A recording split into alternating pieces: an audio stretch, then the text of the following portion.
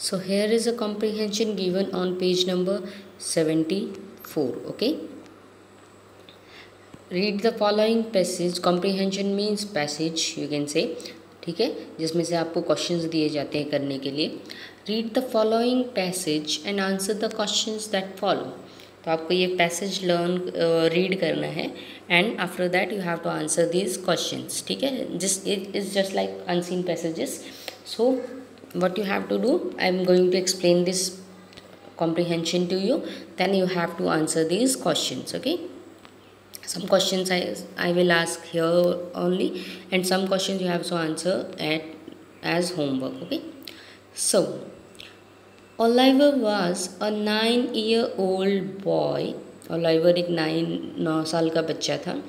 He lived with other homeless boys in an orphanage. तो वो क्या करता था, बाकी होमलेस बॉयज़ के साथ, होमलेस मतलब जिनके पास घर नहीं होता, ठीक है, बिना घर वाले लड़कों के साथ कहाँ रहता था, ऑर्फनेज में. ऑर्फनेज का मतलब होता है अनाथ आश्रम. ठीक है, where the children who don't have parents they live. Okay, जिनकी फैमिलीज़ नहीं होती ना बच्चों की, जिनके पेरेंट्स नहीं होते, उन बच्चों को हम बोलते हैं ऑर्फन. क्या बोलते हैं, ऑर्फिन. तो दैट मीन्स ओलाइवर कौन था, Oliver was an orphan, right. Oliver was an orphan because he was living in orphanage. Orphanage क्या होता है, अनाथाश्रम, यानी उसके पेरेंट्स नहीं थे, that's why he was an orphan, वो अनाथ था. He was pale and thin as were the other boys living there. तो वो पेल एंड थिन, पेल मतलब उसका शरीर जो है वो पीला पीला सा पड़ता था, दैट मीन्स वो थका थका सा रहता था. And tired, he was use to always be tired and he always looked thin. बहुत पतला था वो, जैसे कि सभी बच्चे थे बाकी वहाँ रहने वाले. ठीक है, this was because they had to work hard. ऐसा इसीलिए था क्योंकि उन्हें बहुत मेहनत करनी पड़ती थी. But were never given enough to eat. लेकिन उनको खाने के लिए हमेशा कुछ भी अच्छा नहीं दिया जाता था. The owner of the orphanage mister Bumble was a cruel man. Cruel होता है जो बहुत बुरा आदमी, बैड मैन, बहुत वेरी स्ट्रिक्ट पर्सन.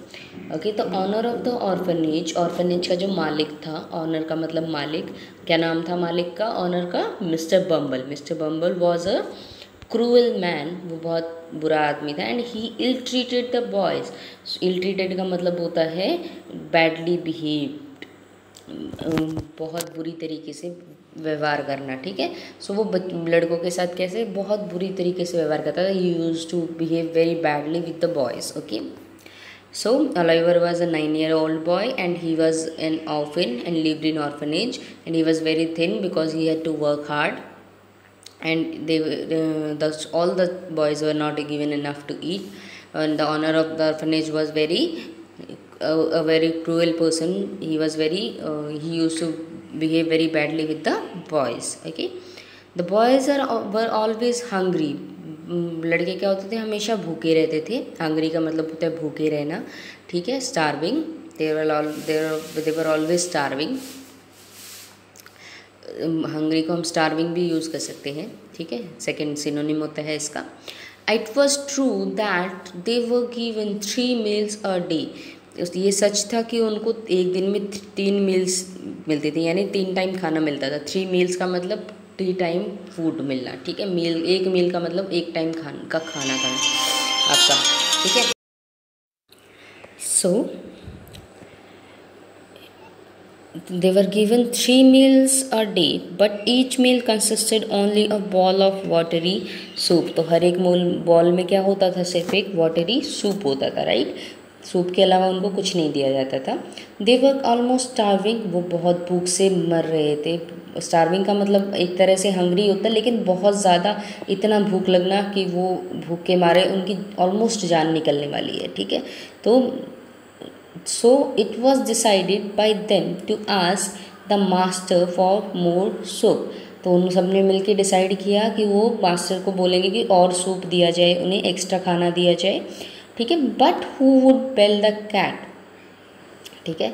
सो बिल्ली को कौन चीका देगा, ये बोलते हैं ना, इसका मतलब ये होता है कि बिल्ली, इस कहावत है ये, इसका मतलब होता है कि मास्टर से पंगा कौन ले, ठीक है। Who will tell the master, who will go to dive in front of master, क्योंकि मास्टर बहुत क्रूएल था उनका और सबको डर लग रहा था अगर वो पूछेंगे तो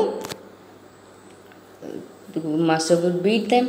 सो इसीलिए finally the task fell to Oliver, तो फाइनली किसको बोला गया, ओलाइवर को बोला गया, ठीक है। Task fell to my means कि काम जो है वो किसको पास आया, ओलाइवर के पास आया। When all the boys had assembled in the cold stone hall, cold Stone hall जो था वहाँ पे बिल्डिंग का जो हॉल था, ठीक है, उसमें क्या था, जब सभी बच्चे इकट्ठा, assembled means they gathered together, ठीक है, इकट्ठा होना। एक असेंबल्ड होता है ना, असेंबली की, असेंबली आपकी पता है आपको, मॉर्निंग में मॉर्निंग असेंबली क्यों कहा जाता है उसको, क्योंकि वहाँ पे सारे स्टूडेंट्स, ऑल स्टूडेंट्स जो है दे गैदर्ड देयर, वहाँ पे इकट्ठा होते हैं, and they pray there, okay. तो इसीलिए उसको हम असेंबली बोलते हैं। असेंबल का मतलब होता है इकट्ठा होना, गैदर करना, होना, ठीक है। So for the evening meal, evening meal के लिए सभी बच्चे जब असेंबल हुए कोल्ड स्टोन हॉल में, the soup was serve, soup को सर्व किया गया। इट सून डिसअपियर्ड, फटाफट से जल्दी ख़त्म हो गया वो, because the soup is very watery and very less quantity also. So the boys whisper to one another, तो बॉयज़ जो है एक दूसरे के कान में फुसफुसाए। विस्पर का मतलब होता है speaking very slowly, speaking in a low tone, okay. तो फुसफुसाना, तो एक दूसरे के कान में बोल रहे हैं। And one boy pushed Oliver a little, और एक लड़के ने ओलाइवर को आगे की तरफ थोड़ा सा पुश कर दिया, धक्का दे दिया, ठीक है। पुश का मतलब होता है धक्का देना, ठीक है। ओलाइवर मेकिंग अ ब्रेव एफर्ट, ओलाइवर ने एक बहादुर कोशिश की, एफर्ट का मतलब होता है कोशिश करना, ट्राई करना, ठीक है।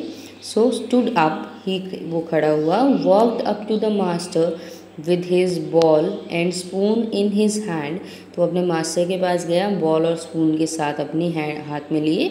एंड सेड ट्रेम्बलिंगली, ट्रेम्बलिंगली, ट्रेम्बल का मतलब होता है कांपना, ठीक है। सो he was shaking because of fear, tremble means shaking because of fear, तो he was shaking because of fear and he said, please sir I want some more, sir मुझे थोड़ा सा और चाहिए, ठीक है। तो ये जो आपकी अनसीन पैसेज है वो मैं आपको समझा चुकी हूँ, ठीक है। तो आपको क्या करना है, I have explain this now. So what you have to do is you have to answer these questions, you have to read the paragraph and answer these questions given, okay। total 8 questions are given, some questions are given on the next page, okay, 9 questions are given।